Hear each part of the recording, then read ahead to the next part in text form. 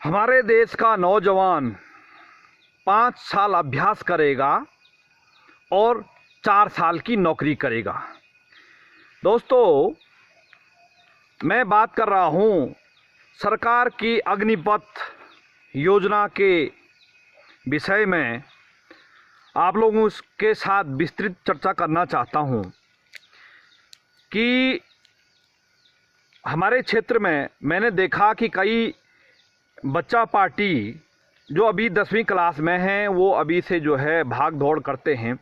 10वीं क्लास का बच्चा लगभग 15 साल का होता है और लगभग 4 से 5 साल वो जो है प्रयास करता है सेना में जाने का, और उसके बाद वो सेना में जाएगा और मात्र मोदी जी की अग्निपथ अग्निवीर बन के 4 साल बाद फिर वापस आ जाएगा अपने घर में।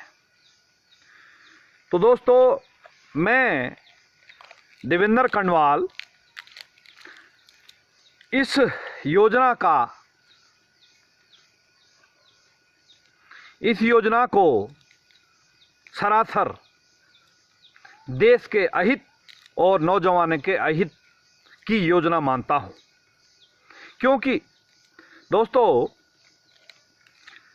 मैं सेना में 16 साल नौकरी किया, तो मैंने 16 साल के अनुभव में ये देखा कि कई जो है अभ्यास 10 साल तक भी जो है हम पूर्ण रूप से सीख नहीं पाते हैं, क्योंकि उसके लिए दोस्तों लड़ाई लड़ने के लिए एक जवानी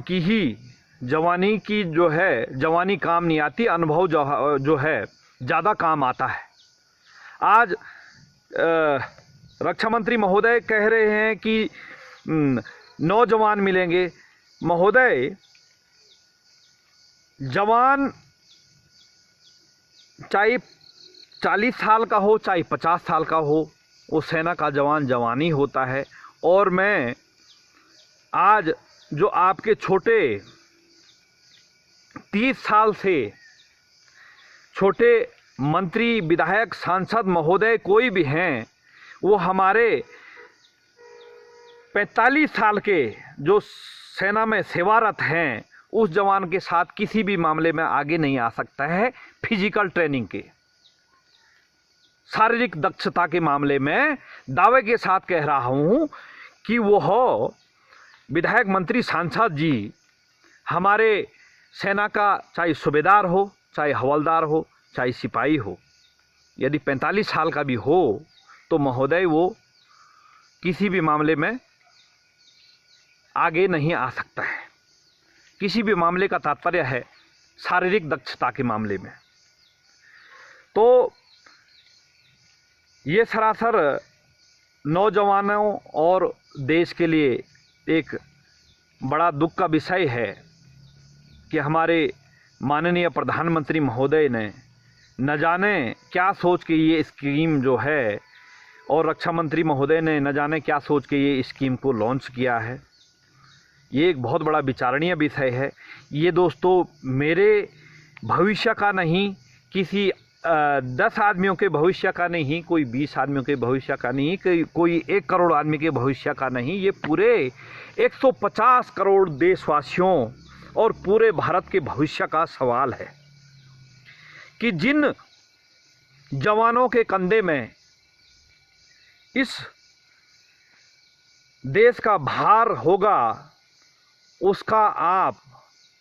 उसको 6 महीने की ट्रेनिंग देके वो कौन सा भार उठा पाएगा। न जाने आपकी मंशा क्या है माननीय रक्षा मंत्री जी, माननीय प्रधानमंत्री जी।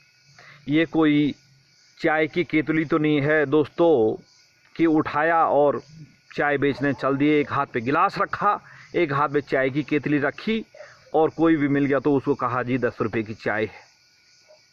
इसमें काफ़ी लंबा चौड़ा मंथन है। और हमारे कई मित्र जो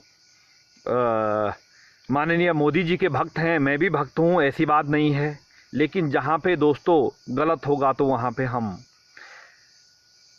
आवाज़ उठाएंगे, हम हाथ में हाथ धर के चुप नहीं बैठ सकते, क्योंकि ज़मीर जिंदा है। इसलिए जो है कि मोदी जी कहेंगे कि 2 और 2 6 होते हैं, तो दोस्तों हम वहाँ पे भी उनकी जो है 2 और 2 6 बोलने में संशोधन करेंगे, निंदा करेंगे, क्योंकि 2 और 2 4 ही होते हैं, और 2 बार 2 हो गए तो 22 होते हैं। ये तो सभी लोग जानते हैं। तो मेरे बोलने का तात्पर्य ये है कि ये भारतीय जवानों, भारतीय सेना के भविष्य का सवाल है। और दोस्तों एक मेरी विचारधारा के अनुसार ये मुद्दा इसलिए जो है तीव्र नहीं हो रहा है, ज़्यादा जो है तेज़ी नहीं पकड़ रहा है, क्योंकि ये सामान्य वर्ग की बात है। इसमें केवल जवानों के नौकरी में संशोधन हो रहा है, अधिकारियों के नौकरी में संशोधन होता तो बढ़ चढ़ के जो है देश के जो पूर्व अधिकारी हैं, पूर्व सेवानिवृत्त हैं, जो वो भी आवाज़ उठाते, हालांकि उठा रहे हैं, उन अधिकारियों को मैं तहे दिल से हार्दिक धन्यवाद करता हूं कि आप अपने लिए नहीं, आप देश के भविष्य के लिए आवाज़ उठा रहे हैं। महोदय, एक विषय यह भी है कि यदि आप रक्षा बजट कम करना चाहते हैं तो महोदय, आप प्रधानमंत्री महोदय जी थोड़ा सी जो है अपने मंत्रिमंडल, अपने विधायक मंडल, अपने सांसद मंडल को देखिए।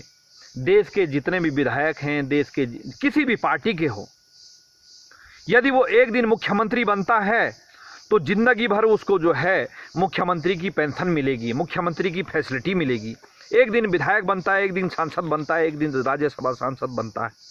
तो बड़ा विचारणीय और दुख का विषय है कि आप सरासर इस देश के साथ गद्दारी कर रहे हैं। मैं तो इसको गद्दारी कहूँगा, क्योंकि दोस्तों, और रक्षा मंत्री महोदय से मैं निवेदन भी कर रहा हूं कि यदि रक्षा बजट में कमी पड़ रही है तो मेरे जैसे, मैं तहे दिल से कह रहा हूं, मेरी जो पेंशन है उसको रक्षा बजट में लगा दीजिए। मैं अपनी जो है अपना जीवन यापन अपने आप कर लूँगा। दिहाड़ी मजदूरी जब तक जो है इस शरीर में रक्त चल रहा है, तब तक कहीं ना कहीं हम कुछ ना कुछ गुजर बसर करके जो है अपना जीवन यापन कर लेंगे, और अपने जो है बाल बच्चों का भरण पोषण कर लेंगे। लेकिन देश के जवानों के साथ और देश के साथ ये नाइंसाफ़ी हमारे लिए, हमारे देश के लिए भविष्य में खतरा बन सकता है, और कहीं ना कहीं ये एक बहुत बड़ा बहुत गंभीर मामला है। इस पे एक बार जो है माननीय महोदयों को जो है विचार करना चाहिए कि जब आप एक दिन में, एक महीने में जो है रह के, मुख्यमंत्री रह के आपको जो है ज़िंदगी भर पेंशन मिल जाता है, आप क्या करते हैं दोस्तों? आपके तो आगे पीछे जो है हमारे जैसे जवान रहते हैं ना, आपकी सुरक्षा में। लेकिन सबसे पहले आपने जो है जवानों का जो ये कार्यकाल है ये बहुत कम किया है, जिससे हमारे देश की जनता पे इसका असर पड़ेगा। क्योंकि जो बच्चा 3 साल, 4 साल, 5 साल से मेहनत कर रहा है सेना में जाने के लिए, उसके सपनों पे पानी फिर गया। जिसने ये सोचा होगा कि मैं सेना में जाऊंगा और प्रमोशन लेके सूबेदार मेजर बन के आऊँगा, तो दोस्तों वो तो जीते जी उसके सपने चूर चूर हो गए हैं। वो किस प्रकार से अपने को संभाल पा रहा होगा, कुछ उस बारे में भी विचार करने की आवश्यकता है। और हो सके तो आप कुछ माननीयों, कुछ विधायक महोदयों का वेतन भत्ता उनको कम करके रक्षा बजट में लगवा दीजिए तो अच्छा रहेगा। सेना में है कई त्रुटियां हैं, ऐसी बात नहीं है, उन त्रुटियों में संशोधन करके आप जो है इस बजट को संभाल सकते हैं। तो दोस्तों, ये तो सरकारी बात रही। निजी बात ये है कि हमारे देश में जो जवान सेना में जाता है, सिपाही में, वो लगभग सामान्य वर्ग का होता है या गरीब परिवार से होता है। और जो जवान जब जाता है तो उसके जो अपने निजी सपने होते हैं कि मैं सेना में इतने साल नौकरी करूँगा, घर में 2 बहनें हैं, माताजी पिताजी हैं, पिताजी बेरोजगार हैं, दिहाड़ी मजदूरी करते हैं, तो उसका यही सपना होता है कि मैं अपनी 2 बहनों की शादी अच्छे से करूँगा, अपने पिताजी को अच्छे कपड़े दूंगा, अच्छा रहन सहन रखूँगा। लेकिन दोस्तों, वो 4 साल में क्या अपने बहनों की शादी कर पाएगा, क्या अपने घर का रहन सहन अच्छा कर पाएगा? दोस्तों, जब उसने 2 साल की ट्रेनिंग की होगी, 2 साल का अभ्यास उसने सिविल में किया होगा, तो 4 साल में नौकरी करने के बावजूद वो उसी की भरपाई पूरा नहीं कर पाएगा। इससे बढ़िया तो जो है कोई नौजवान जितना रुपये का उसने अभ्यास करना है, माना कि वो 1 लाख रुपये का 1 साल का अभ्यास लेता है, यदि वो 1 साल का अभ्यास न लेके वो 1 लाख रुपये की बकरी लेके 4 साल बकरी चराएगा तो 10 लाख रुपये तो वैसे भी जो है 10 लाख रुपये की पूंजी वैसे भी उसकी बन जाएगी। ये तो सरासर, एक बार फिर कह रहा हूँ मैं, ये सरासर देश के साथ नाइंसाफ़ी है और देश के नौजवानों के साथ नाइंसाफ़ी है। ये फैसला माननीय प्रधानमंत्री जी और माननीय रक्षा मंत्री जी का, इस पे एक बार विचार करने की आवश्यकता है। और दूसरी बात ये मैं कहना चाहता हूँ कि ये अधिकारियों के हित की बात नहीं है, केवल जवानों के हित की बात है, इसलिए ये गंभीर मामला नहीं बन रहा है। यदि अधिकारियों के हित की बात होती तो ये मामला और गंभीर बनता।